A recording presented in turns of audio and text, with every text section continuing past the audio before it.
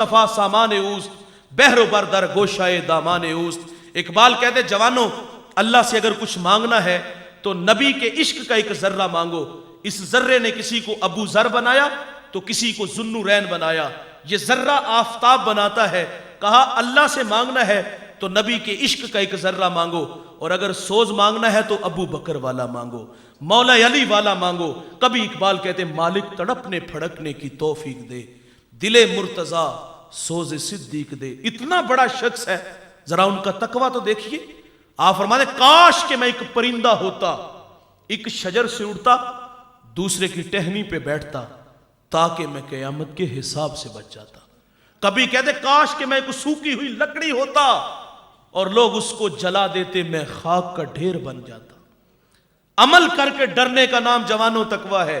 39 لوگ جب ایمان لاتے ہیں، 40واں جوان جب ایمان لاتا تو نعروں کی گونج میں اس کا استقبال ہوتا ہے۔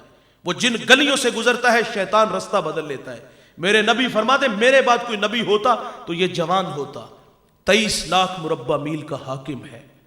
عید کا دن چھم چھم آنکھیں برس رہی ہیں۔ کسی نے کہا امیر المومنین آج تو عید کا دن ہے اور آپ رو رہے ہو؟ فرمایا عید اس کی جس کے روزے قبول ہوئے، جس کے قبول نہیں نہ ہوئے اس کے تو منہ پہ مارے جائیں گے۔ کبھی بچوں کو جمع کرتے ہیں اور کہتے بچوں میرے لیے دعا کیا کرو کہ اللہ مجھے معاف کر دے۔ حضرت عمر کی سانسیں ٹوٹ رہی ہیں، بیٹے کی گود میں سر ہے۔ کہا بیٹا میرا سر زمین پہ رکھ دو۔ کہا کیوں ابا جان؟ فرمایا بیٹا میں اپنا چہرہ مٹی میں ملنا چاہتا ہوں تاکہ میرے خدا کو میرے حال پہ رحم آ جائے۔ حذیفہ بن یمان یہ حضور کے رازدان ہیں، کان میں جو بات کہنا ہوتی حضور حذیفہ کے کان میں کہتے تھے، اور حضور نے مدینہ کے منافقین کے نام بتائے تھے۔ صحابہ کہتے جس جنازے میں حذیفہ ہوتے ہم جان جاتے یہ کوئی مومن ہے، اور جس جنازے میں حذیفہ نہ ہوتے ہم جان جاتے یہ کوئی منافق ہے۔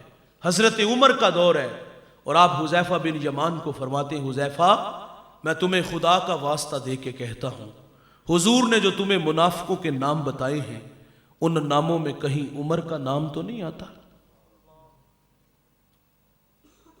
علامہ سعدی کہتے ہیں ایک شخص اللہ کے گھر میں سنگ ریزوں پہ سر رکھ کے رو رہا تھا، اور کیا کہتے ہیں اللہ اندھا اٹھانا، مجھے لوگوں کے سامنے شرمندہ نہ کرنا۔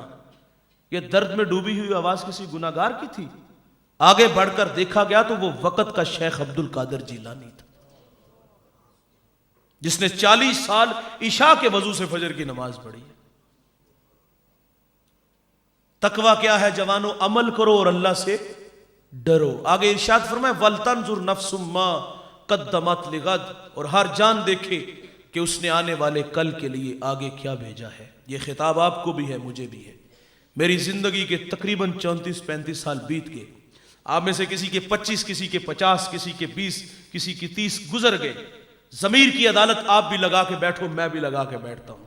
مانانم کے من دانم، میں اپنے آپ کو اچھی طرح جانتا ہوں میں یہاں کیا ہوں اور میری نجی زندگی کیسی ہے۔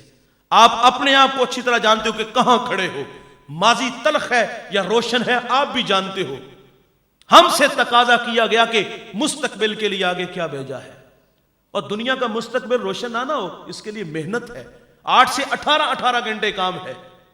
کیا قبر کے لیے محنت ہے؟ کیا داور محشر جو قیامت کا منصف ہے اس کے سامنے جانا ہے، وہاں منہ دکھانے کے قابل ہوں گے کہ نہیں ہوں گے؟ کبھی فکر ہوئی؟ ہم سے تقاضا کیا گیا کہ تم نے اپنی قبر کے لیے آگے کیا بھیجا؟ معذرت سے کہوں گا صاحب گناہوں کی گٹھڑیاں ہم نے بھری ہوئی ہیں، اور اگر گناہ